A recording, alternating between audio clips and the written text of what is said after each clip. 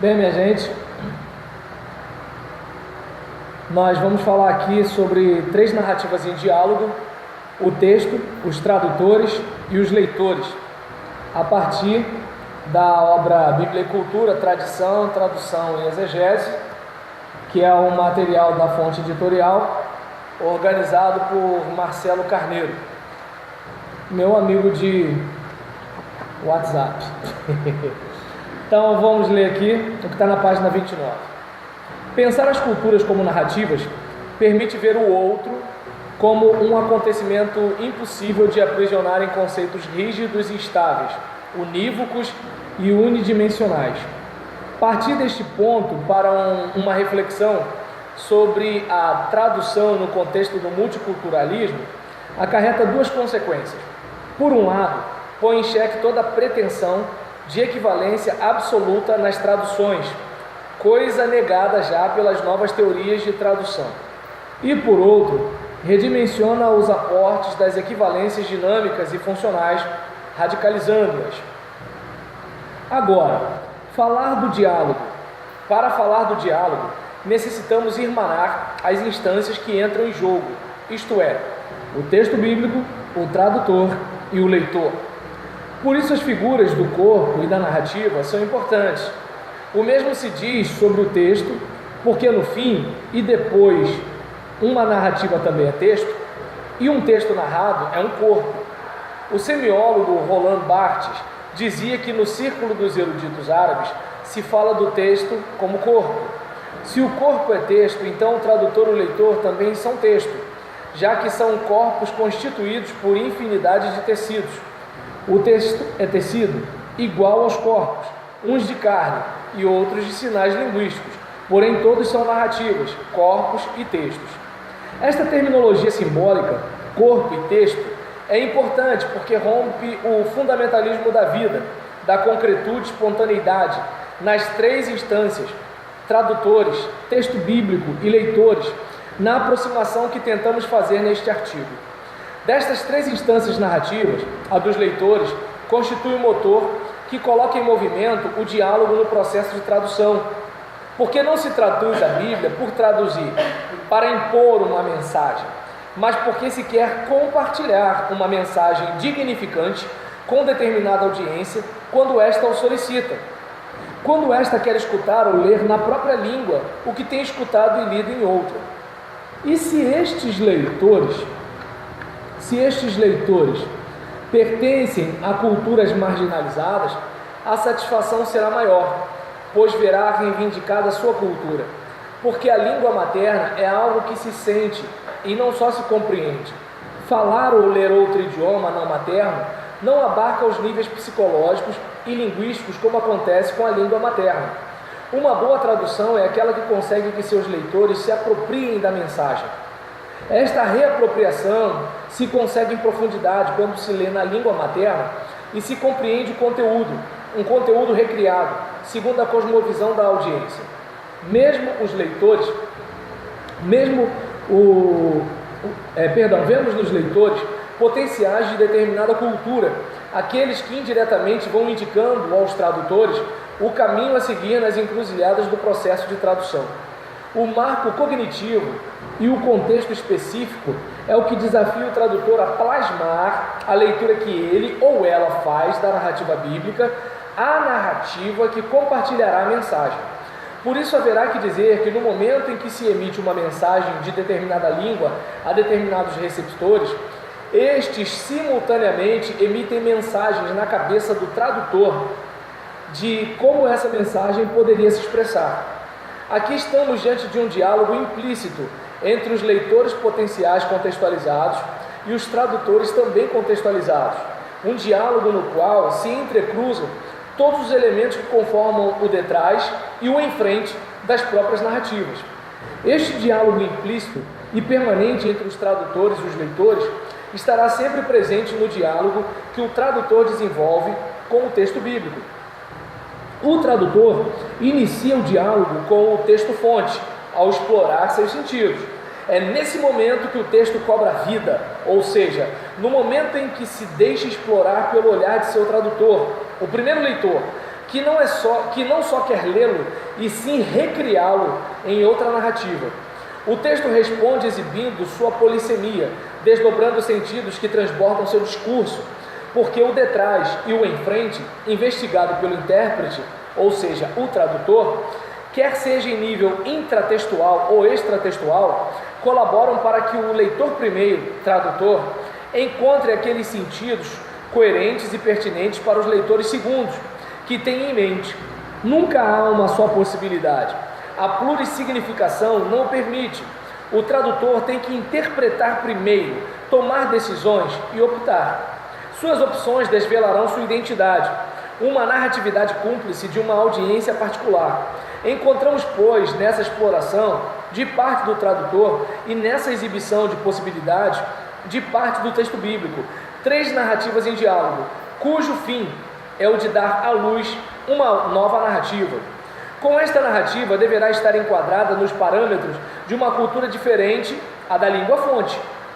Não poderia haver uma equivalência exata, algumas vezes nem sequer dinâmica. Isto é assim porque a língua materna do tradutor, ao reconfigurar a mensagem na reapropriação, depois de entrar em diálogo tanto com os seus leitores como com o texto bíblico, o transformou radicalmente em um novo, atualizado, coerente e relevante para os seus leitores. É neste sentido que o teólogo africano Kwame Bediako assinala que a língua é uma categoria teológica, pois cada língua e cultura tem uma forma peculiar de apreender e experimentar a Deus. Assim, o texto bíblico, graças ao tradutor, alcança sua incumbência ao compartilhar suas histórias com os leitores, tocando-os para o bem. Talvez o efeito não seja o mesmo que causou aos seus primeiros leitores, porque esse efeito não é relevante para os seus leitores atuais, mas em outros sentidos, um tanto relevante, compreensível e transformador de vidas, cumprindo seu dever como texto sagrado. Sabemos que qualquer texto guarda uma reserva de sentido, que é ativada pelo olhar dos novos leitores. Bem, agora falta acrescentar que no momento em que se assume a tradução final, esta narrativa cobra autonomia. Seu tradutor, agora convertido em autor, não poderá controlar, porque igual ao texto-fonte, desprenderá inúmeros sentidos no momento em que seus leitores, condicionados por sua cultura, se aproximem para interpretá-lo. Os sentidos do texto fechar-se-ão cada vez mais, à medida que derem sentido à vida de quem os lê, dependendo das circunstâncias. Uma vida situada de mulher, de indígena, de afrodescendente, de migrante, de pessoa da comunidade surda ou de gente que luta pela sobrevivência. Para terminar, queria dizer que não há que temer a pluralidade de sentidos ou multiculturalismo em diálogo. Não há perda nem infidelidade, há um enriquecimento mútuo entre o texto bíblico, o texto do tradutor e a interpretação de seus leitores. Este enriquecimento se observa quando seus leitores finais são empoderados em sua própria língua, cultura e contexto. Poderíamos dizer, personalizando o texto bíblico, que este se ufana ao dignificar os seus leitores, seus tradutores e seus intérpretes, porque neste diálogo de narrativas de corpos e textos, as 3 instâncias são, em algum momento, autores, tradutores e leitores. Os autores bíblicos leem e interpretam o que está ao seu redor e o escrevem.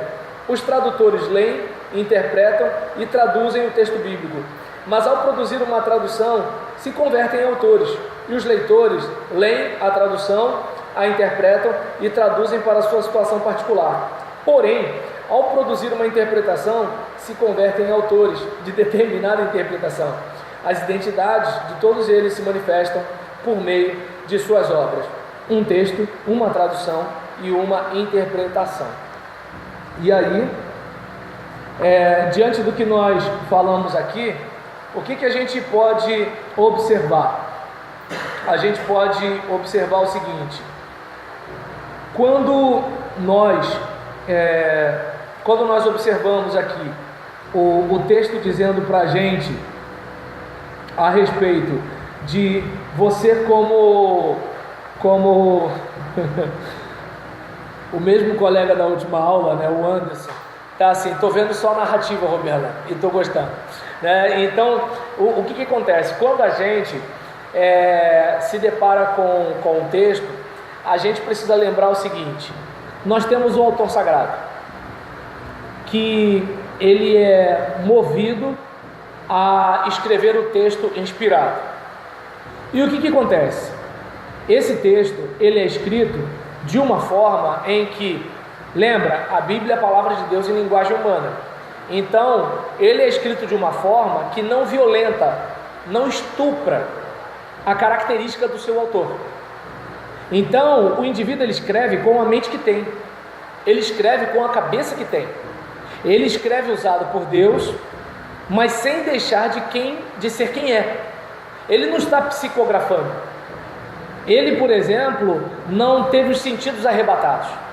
Ou ele está pesquisando como Lucas, ou ele está tendo uma visão como Ezequiel, ou ele está, de repente, sendo chamado por Deus para fazer uma denúncia, como acontece com Amós, ou ele está conversando com Deus, como acontece com Abacuque.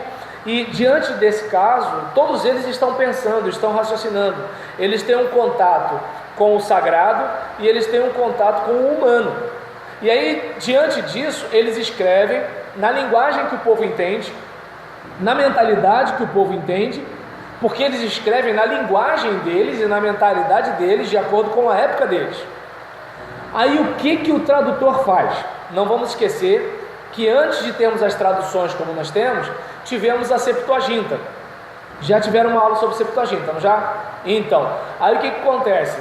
Houve a tradução entre o próprio grupo judeu, entre os próprios povo de origem hebreia, né? Houve uma tradução do hebraico para o grego. Então eles tiveram que fazer o quê? Vamos fazer uma equivalência, né, diante disso que a gente está lendo aqui, para o que a gente vai escrever para essas outras pessoas. Então, o tradutor, ele agora, ele passa de tradutor para um autor. Porque o que está acontecendo com ele? Ele está traduzindo o texto, mas quando ele traduz esse texto, para aquele que não conhecia o texto original, ele está sendo um autor. E aí, o que acontece com esse público? Esse público lê a tradução, já lê numa categoria diferente. Por exemplo, a palavra fé no hebraico, emunã, dá a ideia de constância. A palavra fé no grego, pistes, já dá uma ideia de você crer, ou de você ser uma pessoa confiável. Porque pistes pode ser traduzido tanto por fé quanto por fidelidade. Você vai reparar isso em algumas versões bíblicas. Então observa bem, a gente hoje na língua portuguesa pegando isso, a gente mas é a mesma coisa, porque quem tem fé é constante, quem é constante é fiel. Mas você percebe que na mentalidade hebraica a palavra tem um sentido concreto. Na mentalidade grega a palavra tem um sentido abstrato. A categoria de pensamento é diferente. Então você percebe que a equivalência não é uma coisa assim, é isso e aquilo. Quando você, por exemplo, pega um livro escrito por um norte-americano, hoje esse livro vai estar traduzido para a língua. Cláudio Santos está assistindo, né? Esse, por exemplo, esse autor, ele vai, vou deixar a tela aqui, eu queria acenar para ele aqui, mas a minha tela está dando piripaque, parece até olho de gente estressada. Já viu quando a pessoa está estressada, isso aqui começa a tremer? Minha tela está assim, desde o dia que meu filho deu tombo no celular. É que nem joelho operado, né? Ele é melhor do que o joelho doente, mas ele não é igual ao joelho bom. Então, aí nesse caso, vamos voltar para cá. Quando o autor, eu queria acenar para você, tá, Cláudio, mas não deu. Quando o autor, ele escreve sobre dólar, e aí vamos traduzir para a língua portuguesa, mas olha o quanto já mudou de moeda. Se a tradução foi na época do cruzeiro, ou se foi na época do real, você lendo esse mesmo livro hoje, você não entende. Então é preciso você fazer alguma coisa para reverter a ideia. Porque esse livro que foi traduzido na década de 60, na década de 70, na década de 80, na década de 90, ele não corresponde ao nosso raciocínio hoje. E eu só falei de mudança de moeda. Eu nem falei de coisa por coisa, eu não falei de Jesus que não veio por moto própria.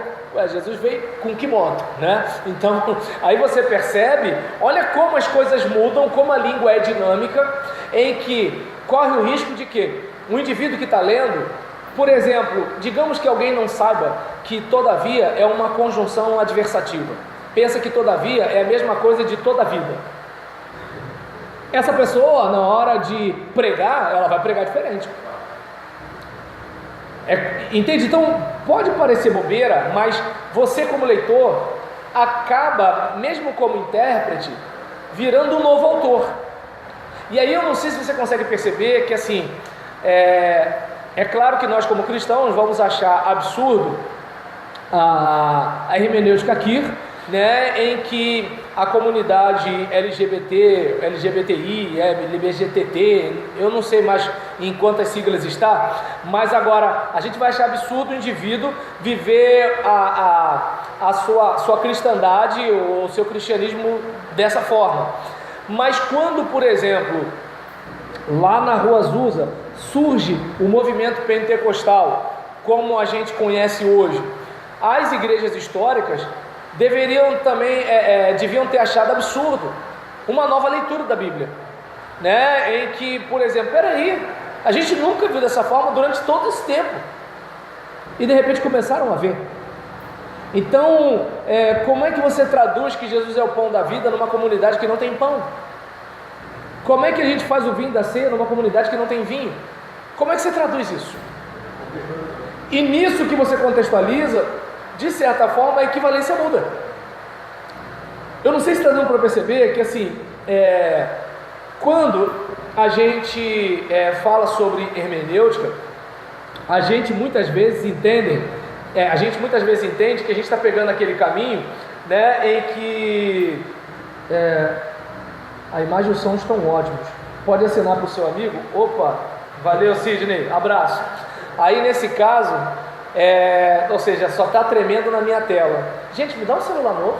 Aí nesse caso, é melhor pedir do que roubar. Então, nesse caso, né, diante dessa situação, observe bem, né, a gente nessa hora não para observar que a coisa não é matemática, não é aquela coisa assim, olha, você trocou 6 por meia dúzia.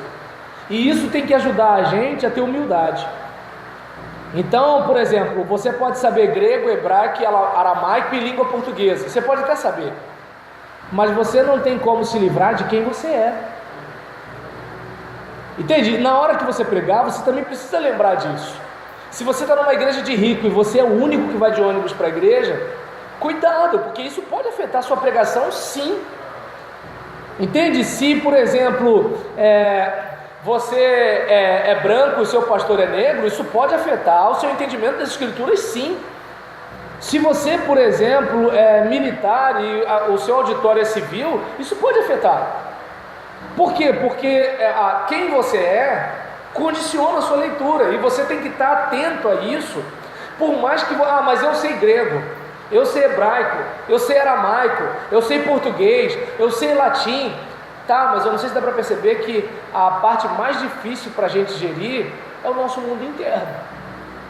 Porque se o conhecimento só fosse suficiente, era para os juízes serem as pessoas mais éticas do mundo, era para os policiais serem as pessoas mais corretas, e era para os crentes serem as pessoas mais éticas e mais santas. E a gente sabe que não é assim. Por quê? Porque a questão não é só o que a gente sabe, mas é quem a gente é, ou quem a gente está se tornando. Vai, fala. Não é o refém, como o senhor fala, o refém da situação, o refém do meio que a gente está chegando. Você não vai contextualizar com clareza a sua mensagem, já que você vai ter que ter essa preocupação, o que vão falar através disso em relação a mim. Isso, mas o que acontece é o seguinte, eu não sei se dá para perceber que eu não vou pegar o caminho de que você precisa provar para todo mundo que não precisa provar nada para ninguém. Olha a música do mundo aí. Vamos para Marte. A de Marte é melhor. E aí, o que acontece? A gente às vezes fica muito preocupado com a questão externa.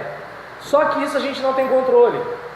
Porque, por exemplo, quando Gunnar Wingre e Daniel Berg, eles vêm para a Igreja Batista, né, no norte do Brasil, eles não vêm necessariamente, né, como uma outra denominação, mas eles têm uma interpretação da Bíblia diferente daquela igreja que os acolhe. E o que acontece? Muitas vezes a gente não tem essa noção, porque a gente tem a ideia de que eu estou vendo a verdade, você não. Eu não tenho o raciocínio de que a minha lente me faz enxergar desse jeito. Eu tenho o entendimento de que eu estou certo e você está errado. Essa é a questão que pressupõe, quer dizer, essa é a questão que tem que nos ajudar a ter humildade. Entende? Porque o que acontece? Se a gente pegar a questão dos protestantes, Lutero não queria fundar a igreja luterana, ele só não queria que houvesse a venda de indulgências. Entende? Ou seja, ele não queria um racha, ele queria uma mudança. É diferente do que acontece hoje em algumas situações, que a pessoa ela já tem um plano, né? Então assim, meu pastor está velho, entende? Eu sou jovem, estou cheio de gás e eu prego melhor do que o meu pastor. Então eu vou começar a fazer o quê? Eu vou começar a cooptar uma galera e aí eu saio com 1/3 do... deixa quieto. E aí nesse caso, por exemplo, em relação a isso, isso é por quê? Porque eu acho que eu estou certo. Lembra, eu bato sempre na mesma tecla, Provérbios 21, versículo 2, ao homem seu caminho reto lhe parece. Então, quando eu vou interpretar o texto, eu preciso lembrar que eu uso lentes, eu preciso lembrar disso, né? E digamos, o mesmo Lutero que virou o herói dos protestantes, ele não ficou a favor dos camponeses. Entende? Aí nós falamos muito sobre separação de igreja e Estado, que não era o caso, pelo menos na minha perspectiva, de Lutero e de Calvino, que eram protestantes.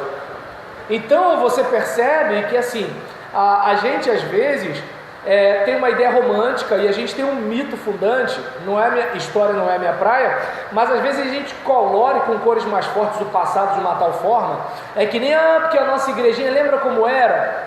Ô, descarado, tu vivia reclamando. Agora que esse tempo passou, você ficou olhando com saudade como se fosse a coisa mais maravilhosa do mundo. Mas você na época reclamava. Você falava mal do culto, falava mal do pastor, falava mal de não sei o que lá. Mas agora que o pastor morreu, o pastor é um bom homem. Agora que, por exemplo, a igreja pequenininha foi derrubada, agora é a igreja grande. Aí eu lembro que naquela igreja pequena, onde Deus falava, né? Jesus visitava, aquela coisa todinha. Por quê? Porque eu estou insatisfeito com o que está acontecendo com o meu presente e eu acabo dizendo que o passado foi isso, foi aquilo outro. Mas assim, até que ponto isso, eu não sei se eu estou conseguindo fazer entender, eu não estou dizendo que eu tenho que ficar pregando ou interpretando ou traduzindo preocupado com a opinião de vocês. Não, eu tenho que vigiar a mim. Eu que tenho que estar de olho em mim, porque mesmo que eu não chegue à perfeição, pelo menos eu tenho que ter consciência da minha imperfeição. É isso que está o caso, é aí que está o caso. É aquela situação de, por exemplo, na nossa aula, né, o professor Silvino Neto, doutor em educação, ele evocou a questão do culto racional, né, lá em Romanos 12. E, por exemplo, eu, com a devida vênia, apesar de achar que ele é um monstro, né, e que eu não chego aos pés dele na capacidade intelectual de formação que ele tem, mas aquele racional ali é pré-cartesiano. Aquela palavra racional não é pós-René Descartes. Então, aquele racional não é o racional que a gente pensa, embora do jeito que ele falou parecia. Deu para entender? Ainda bem que ele não vai assistir meu vídeo, né? Senão ele podia retrucar. Mas o que acontece? Por exemplo, aquele racional do grego logiquem dá a ideia de genuíno. Ou seja, eu preciso oferecer a Deus um culto genuíno. E aí o crente tradicionalzão, ele vai dizer o quê? Tá vendo? A gente não pode ter taramanaia, porque o culto é racional. A gente não pode ter vamos pular, porque o culto é racional. A gente não pode ter grito, porque o culto é racional. Não, Paulo não está falando desse racional aqui.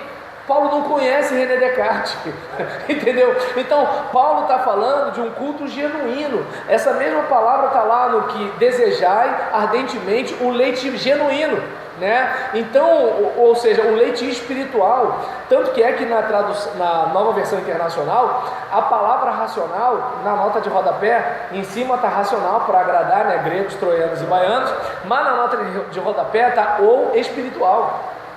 Porque a ideia, o que Deus quer, é um culto que seja feito em espírito e verdade. Tem jovem que está pulando, mas está adorando a Deus de verdade. E tem crente que, por exemplo, está sentadinho, que não está adorando a Deus de verdade. Entende? Tem aquele velhinho que está sentado assim, ó, que está adorando de verdade. E tem aquele velho que está querendo bancar o tiozinho, né? E não está adorando de verdade. Ou seja, porque Deus não vê como o homem vê. Deus não está vendo a aparência, Deus está vendo a essência.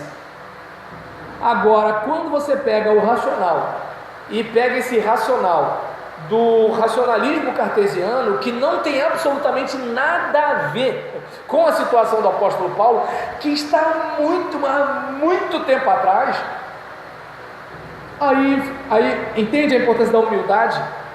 Eu preciso olhar e falar o seguinte: não, eu tenho que tentar ler como o autor escreveu para os primeiros leitores.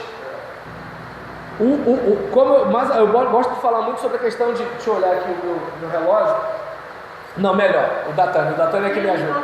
Não trouxe hoje? Poxa, eu pensei, vou no Datânia porque o Datânia vai me ajudar a me disciplinar. E aí, nesse caso, deixa eu ver, cadê o outro? 39? Meu Deus do céu, mas passa rápido essa aula. E aí, em relação a isso... né, o que é importante a gente observar, que é o que ele fala aqui, que observa bem, talvez alguém vai dizer assim, mas não pode comparar a hermenêutica aqui com a hermenêutica feminista, com a hermenêutica pentecostal, com a hermenêutica luterana. Bem, depende, porque o que acontece? Embora a gente veja que a prática homossexual é condenada desde o Pentateuco até o Apocalipse, embora a gente saiba disso, mas o que eu estou dizendo é que assim, é um jeito de ler. É um jeito de ler. Quando, por exemplo, a teologia da libertação faz uma leitura a partir dos pobres, é um jeito de ler. E a gente não pode negar que, por exemplo, Calvino e Lutero fazem uma leitura a partir da elite do seu tempo, e não necessariamente de toda a sua nação ou dos pobres. É mais ou menos assim. Até porque o que ajudou